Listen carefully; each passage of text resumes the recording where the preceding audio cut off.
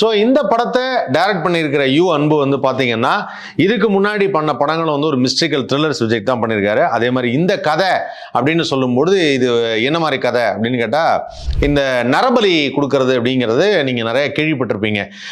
நரபலிங்கிறது பெரிய பூஜையெல்லாம் போட்டு பூஜை பண்ணி எப்படியாவது வந்து மனிதர்களையும் மிருகங்களையும் வந்து பலி கொடுக்கறது அப்படின்னு, அது ரொம்ப தவறான செயல் அப்படின்னு சொல்லி எப்பொழுதுமே எல்லாருக்கும் தெரிஞ்ச ஒரு விஷயம்.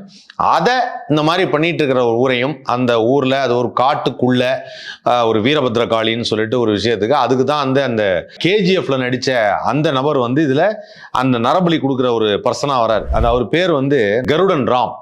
கருடன் ராம் தான் வந்து இந்த படத்தில் வந்து மெயின் வில்லனா நடிச்சிருக்காரு. அதுக்கப்புறம் இந்த படத்தில் கேரக்டர்ஸ் அப்படின்னு பார்க்கும்போது கஸ்தூரி ராஜா நமது சண்முக பாண்டியனோட அப்பா நடிச்சிருக்காரு. அடையாளமே தெரில, அவ்வளோ நல்லா நடிக்கிறாரு, ரொம்ப யதார்த்தமாக இருந்தது. அதுக்கப்புறம் யாமினி சந்தர் அவங்க வந்து இந்த படத்தில் கதாநாயகியாக நடிச்சிருக்கிறாங்க. யாமினி சந்தர் இதுக்கு முன்னாடி நான் அவங்களை எங்கே பார்த்துருக்கேன்னு யோசிச்சுட்டே இருந்தேன்.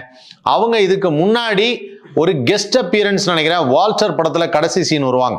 அதுக்கப்புறம் வந்து பார்த்தீங்கன்னா இதில் ஏகப்பட்ட ஆர்டிஸ்ட், யுகி சேது, ஏ வெங்கடேஷ், அதுக்கப்புறம் வந்து ஸ்ரீஜித் ரவி, அருள் தாஸ், அதுக்கப்புறம் வந்து நம்ம லோகு என்பிகேஎஸ், இந்த லோகு என்பிகேஎஸ் வந்து நிறைய படத்தில் இப்போ வரிசையாக பார்த்துட்டு இருக்கேன்.